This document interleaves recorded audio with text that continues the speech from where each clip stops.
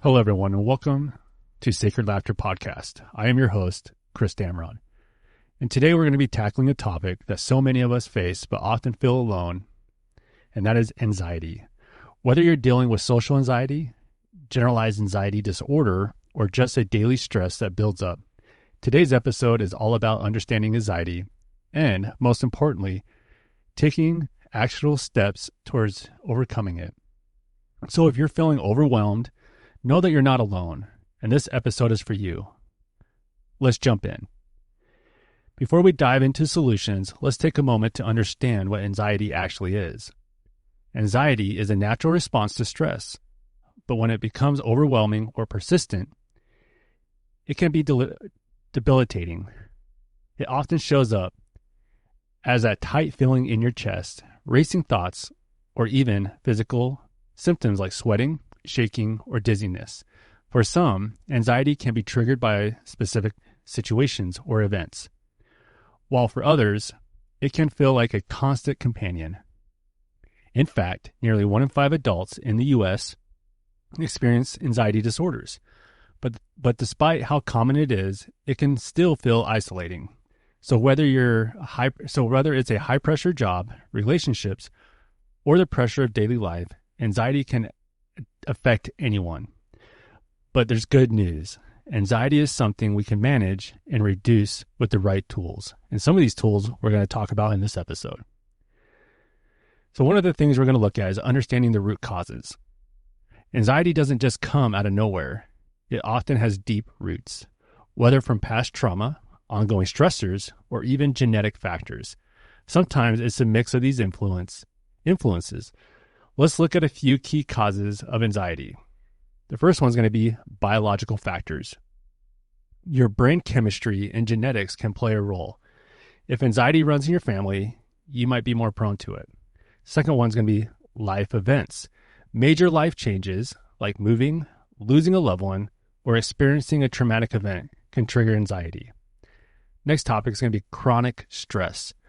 Ongoing work pressures, financial worries, or health concerns can create a constant state of fight or flight. And the last one's going to be perfecting or overthinking. Often, the pressure we put on ourselves is to get it right or do it all can increase anxiety. Recognizing these roots can help us understand why anxiety shows up in our lives, but it also gives us the power to address it directly. Here we're going to talk about practical steps to manage anxiety. So now that we've unpacked what anxiety is and where it comes from, let's talk about some practical science-backed strategies to manage it. Number 1, deep breathing and relaxing techniques. One of the most immediate ways to combat anxiety is through your breath. When we're anxious, our breathing tends to become shallow and rapid, which can make us feel more panicked. A technique I recommend is deep breathing, or we can say deep belly breathing. This simple method helps activate the nervous system, which calms the body down. Try breathing in a 4 count. Holding for 4 and exhaling for 4. Do this for a few minutes when you start feeling anxious.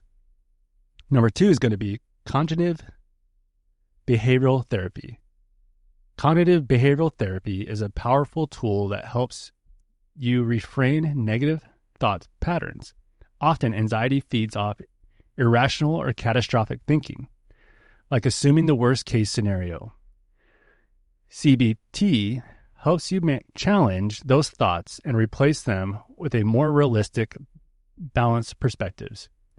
You can even start practicing this on your own by asking, what's the evidence for this thought?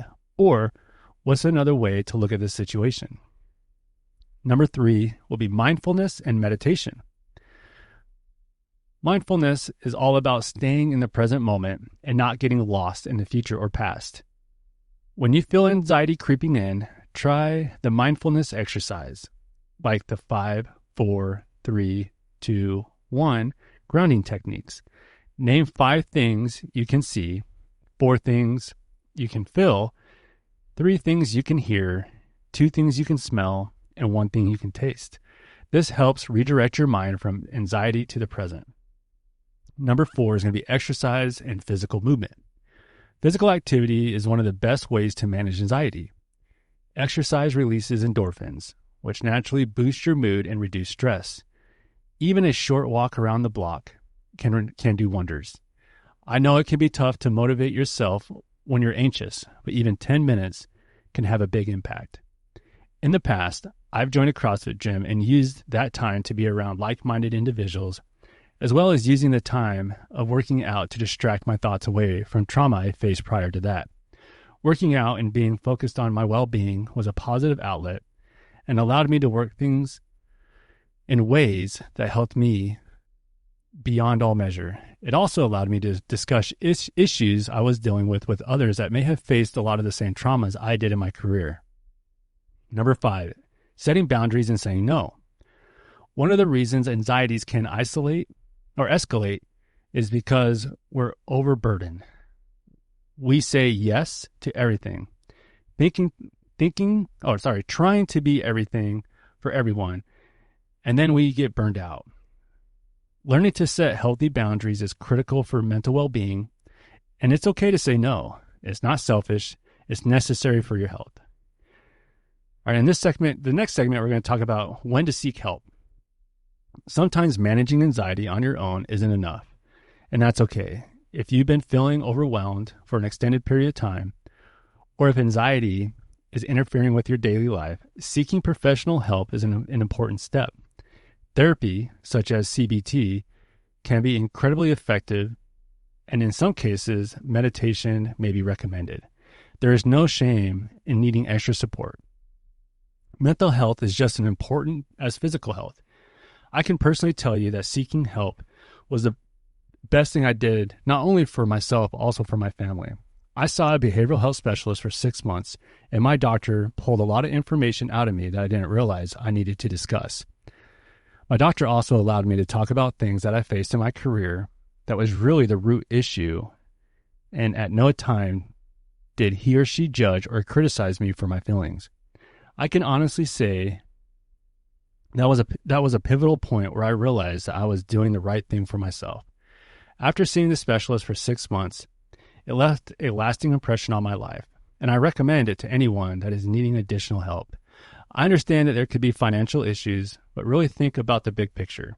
Do you really want to continue to struggle with anxiety, or would you love to find the problem and talk about that issue and talk to the person about the issue and get it out of your system?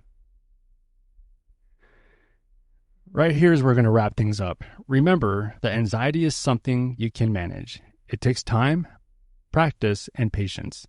But with the right tools and support, you can take back control. If you're struggling, don't hesitate to reach out to a professional or loved one. And if you found today's episode helpful, please share it with someone who might benefit from it. You're not alone in this journey, and together we can break the stigma around mental health. Thank you for listening to Sacred Laughter Podcast. Again, I am your host, Chris Damron, and I'll catch you on the next episode. Until then, take care of yourself.